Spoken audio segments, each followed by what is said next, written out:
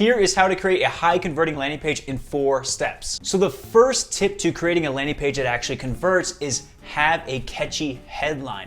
And the reason why this is so important, I mean, face it, our attention spans are obliterated. They're essentially gone. We're so desensitized to landing page efforts, marketers having us check out their funnel, things like that. So people are gonna bounce from your page really, really quickly, and you need to prevent that from happening by letting them know that they're in the right place, you have something of value to offer, and make them curious about what it is you have to offer so they have an incentive to actually stay on your page. Typically, your landing page headline, which should be at the very top in the hero section, should be about 7 to 12 words that essentially encapsulates everything you have to offer and adds curiosity, a little bit of mystery, and value all in that quick sentence. So a good example would be like, check out our secret paid ads system for scaling companies. It's telling you that there's something that's secret, it's not common knowledge.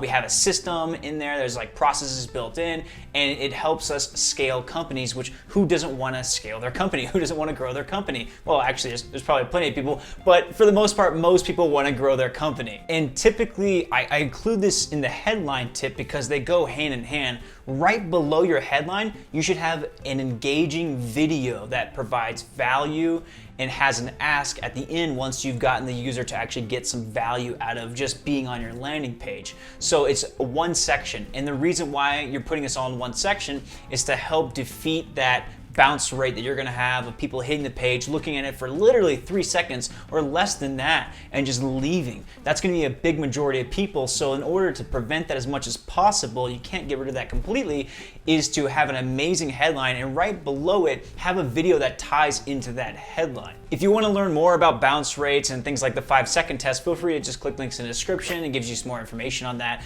But typically that's what you gotta pass. Someone lands on a landing page, and within 5 seconds, do they know what you have to offer and why they should stay on the page, because they would know how it's gonna help them. Try to get that in 5 seconds. I know it's hard, but that's part of the challenge. So the second step when it comes to designing a landing page that actually converts is reducing the friction on your forms as much as possible. I see this issue all the time on landing pages. I even have another video where I break down a bunch of software landing pages, and I can see this recurring theme. But basically, the main point is don't ask someone for their arm and leg to give you their contact information, and put the highest friction asks towards the bottom. So the phone number and email, put those as one of the last questions you asked. If you can, make the form multi-step so it only shows one form input field at a time. So it just shows first name, last name, technically 2 input fields, but you can make them one on one line, and then moves on to what's your industry if you have to collect that much information. I would challenge that.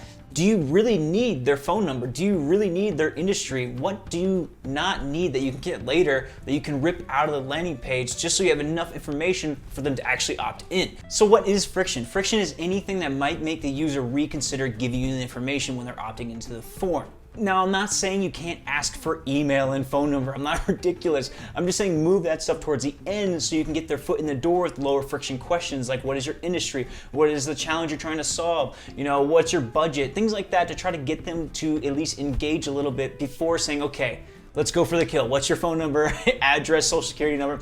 At least get them to at least put some progress in first so they feel like they're more likely to actually finish the form using the endowed progress effect, and people have a tendency to complete something they have started. Again, it's a super micro commitment, but it's something that helps you get the conversion rate up. And a lot of these little levers are what you're pulling when you're trying to improve your conversion rates for your landing pages. I actually go way more in detail about multi-step forms and friction, things like that, and examples in another video. Feel free to check the link in the description to watch that. Moving on. The next step to having a high converting landing page is super simple, but a lot of people don't do this. It's actually having your CTA, your call to action, in multiple places on the landing page. You want to make it super easy for anyone who maybe wants to contact you to become a conversion or a lead at any point on the landing page. So having your call to action placed throughout the page so you don't have to scroll up or scroll down is an easy win to improve your conversion rate. And on top of that, what you could also do is have like a sticky navigation so that whenever they're scrolling on the page, the call to action is always present in the top right of the page. So wherever they're at in the page, whether they just finished watching your testimonials or just finished watching the headline video, they can just opt in right away. By the way, you should not not have multiple different CTAs. You should not have a book a demo, free white paper, free cheat sheet, all that stuff on the same landing page. Keep the action to one action. And the only time I ever break this rule is if that call to action button is super high friction. So it's like get on a 50-minute live demo. I don't know why I picked 50, but get on an hour-long live demo with us so we can walk you through how our software can help. Maybe you might want to include a little hyperlink underneath that button just once that says, or opt in for our free white paper about how this helps. And the only reason I suggest this, and if you don't want to put on the page, a better thing would be doing an exit intent pop-up for that lower friction opt-in. So basically, if they see that high friction opt-in and they're just like, you know what, I don't know you that well, I'm not gonna get on an hour call with you, at least give them something else that they could still opt in so they can still get their foot in the door and you can warm them up to that high friction ask later. So that can be, you know, free white paper, free cheat sheet, free ebook, whatever. But don't have that placed throughout the page. Just have maybe a hyperlink once placed underneath one of the CTAs and have it also as an exit intent pop-up. But I digress. One call to action, maybe one exit intent pop-up. Oh, this is my favorite one. Okay. Have videos on your landing page. I do not want to see a text testimonial on your landing page. Do not have these. Get a video from a real customer and just plaster the page with those. Maybe you can have text testimonials down, tucked away somewhere, but make sure you put those videos front and center. I can't remember the last time a little text testimonial with a little picture icon, you know, convinced me. I was reading, I was like, oh yeah, this is really, wow, it's really trustworthy, really. No, it was when I saw a video of the customer saying, working with this company was awesome. You know, that stuff really captivates me. It makes me believe that what you have to offer can help me. But wait, there's more. You can do video of the product in action. You can do video of you walking through results about how you helped X, Y, and Z customer. If it's a software, maybe a quick little demo about how simple it is to use the software. Use video, and also don't just embed the video on the page. So if it's a YouTube or Wistia, what I like to do is actually use an image that when they click it, then it loads the iframe, because this helps a lot with your page speed. Big tip, don't have a slow landing page. You're gonna have a lot of people bounce. Try to keep it underneath 1.5 seconds at most. But yeah, that's another way to reduce your page speed, is not actually having all these iframes plastered all over your landing page, but instead use a image that when clicked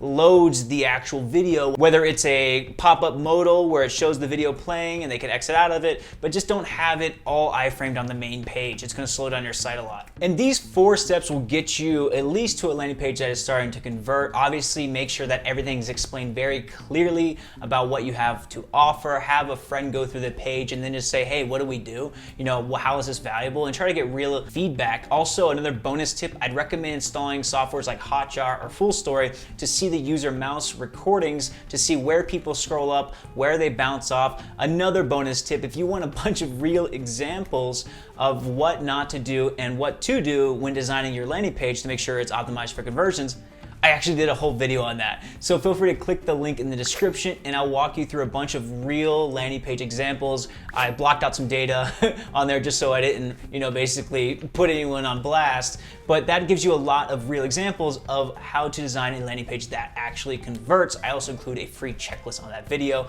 Link will be in the description. And that is how you design and build a landing page that actually converts. My name is Louis Mudrich, and I'll see you on the next video.